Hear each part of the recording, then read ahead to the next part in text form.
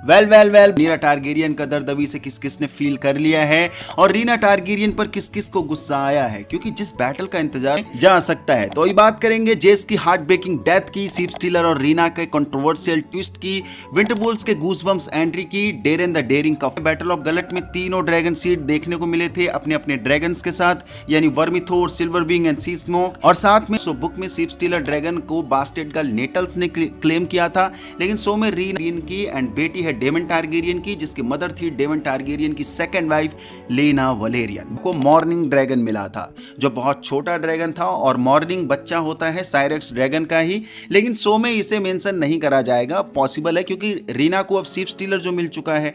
बाकी सीप स्टीलर का रौद्र रूप देखने में मजा आया।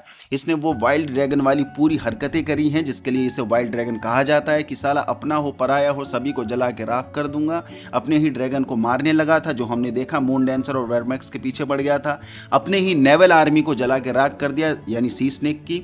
मजा आया ये देखकर। सो रीना वेल ऑफ एरिन से निकली थी सीजन 2 के एंड में, जो देखा था रीना के तीनों बच्चों को प्रोटेक्शन देने के लिए, यानी एगोन 3, विसेरिस 2 टारगेरियन और जॉफरी वलारियन। ये लोग पेंटोस को निकल चुके थे क्योंकि वेल में खतरा बढ़ चुका था और रीना उनका साथ छोड़कर सीप स्टीलर को ढूंढने निकल गई थी। सीजन 2 के एंड में देखा था, जो कि सीप स्टीलर को रीना ने क्लेम कर ही लिया है। तो ये डांट जरूर खाने वाली है अपनी रनीरा टारगेरियन से। ऑल्सो बैटल ऑफ गलट की ही बात करो तो नेवल वॉर काफी शानदार देखने को मिली है। एलिन ऑफ हल का सॉलिड रोल देखने को मिला है। इसने सराको लोहार को मारा, वाओ मोमेंट था, जो कि ऑलमोस्ट कॉलिस वलेरियन को मार ही चुकी थी। वैसे एलिन ऑफ हल का huge role in future and season 4 में भी होने वाला है। एंड कॉलिस वलारियन एलिन के साथ रिश्ते सुधारना चाहता है, जो हम देख चुके हैं, देख रहे थे, क्योंकि कॉलिस रेनीज के जाने के बाद अब अकेला पड़ चुका है, तो उसे वारिस तो चाहिए ही चाहिए। दैट्स वाई वो एलिन के क्लोज आना चाहता है। पर एलिन इसलिए नाराज है कि जब बचपन में उन्हें जरूर प्लान है वापस लौट के थ्रोन को रिक्लेम करने का, यही सोचकर ये निकले हैं। बट इन्हें रास्ते में मिल जाते हैं हाउस स्टॉन्टन के कुछ सिपाही, जो उसे मारने ही वाले थे। और लैरिस स्ट्रॉन्ग ने जबरदस्त दिमाग लड़ाया, क्योंकि इसी के लिए तो जाना जाता है अपना लैरिस स्ट्रॉन्ग, मास्टर ऑफ विस्पर्स। उसने अभी के लिए लालच दिया है रनीरा को एगोन को सौंपने के लिए, और इसके पीछे भी लैरिस स्ट्रॉन्ग भली भांति जानता है, क्योंकि रनीरा टारगेरियन अभी किंग्स लैंडिंग इन्वेड करने के लिए जाएगी एंड ये लोग उन्हें ड्रैगन स्टोन भेज रहे हैं, तो ड्रैगन स्टोन पे कोई होगा ही नहीं। दैट्स वाई ये वहां पर जाकर सेफ बच जाएंगे।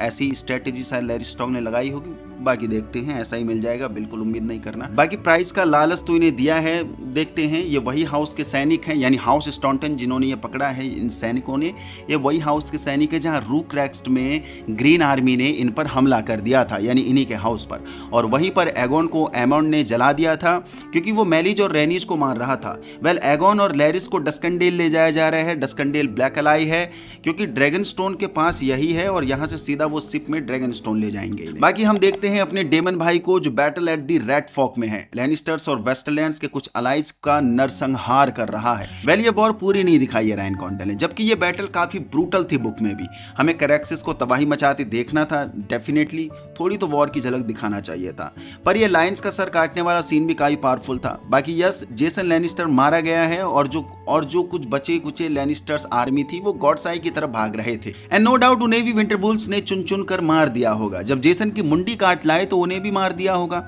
एंड विंटरवॉल्स की एंट्री फुल गूज़बम मोमेंट था ये, और आते ही उनकी लाइन आती है, हम यहाँ मरने आए हैं क्वीन रनीरा के लिए। यस, विंटरवॉल्स के सब फैन होने वाले हैं। ये सभी 2000 बूढ़े शेर पूरे वेस्टरॉस में अपनी ब्रेवरी का परचम लहराने वाले हैं। बुक में भी विंटरवॉल्स ने विंटर में ठंड से मरने की बजाय वॉर में मरने का ऑप्शन चुना था। इसलिए ये लोग यहाँ जीत या हार के लिए नहीं आए हैं, इन्हें बस मरना है, और उस मरने में ये कितनों को मार ले जाएंगे वो ब्लैक का प्रॉफिट होगा। एंड ये रहा अपना सर रॉड्रिक डस्टिन। इसका ह्यूज रोल अभी फिश फीड बैटल में भी होगा, जो गॉडसाई वेस्टर्न शोर में लड़ी जाएगी।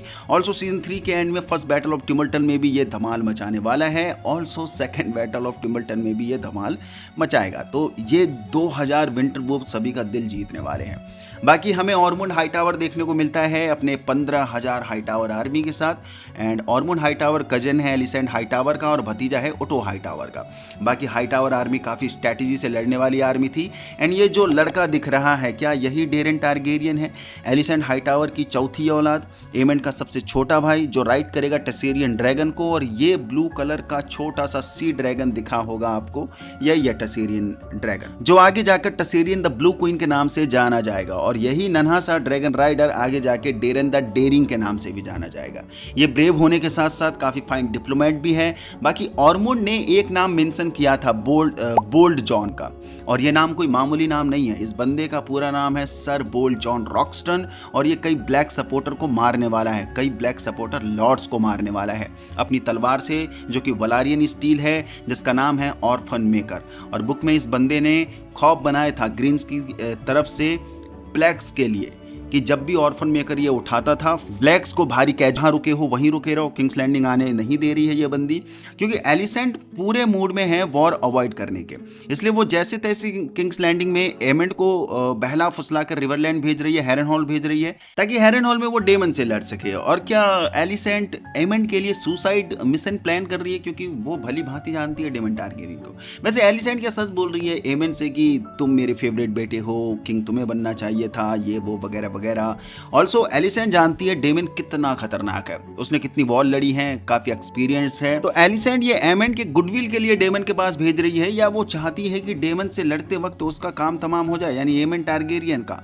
और माइंड फक सीन तो वो वाला था, एमेंट और एलिसेंट की हॉट किस यार, भाई कुछ भी कहो, एमेंट मेरा भाई है, मिल्फी लवर, रेस्पेक्ट है इस बंदे के लिए, पर अपने ही माँ के साथ ऐसी फीलिंग शेयर करना ये अच्छी बात नहीं है एमेंट बाबा। बाकी अपने तीनों ड्रैगन सीड हेरनहॉल में देखने को मिले हैं गॉडसाई लेक के पास। और यस, गॉडसाई वेस्टरोस की बहुत बड़ी लेक है, और इसी गॉडसाई लेक के पास 2-3 बड़ी बड़ी वॉर देखने को मिलने वाली हैं इन फ्यूचर।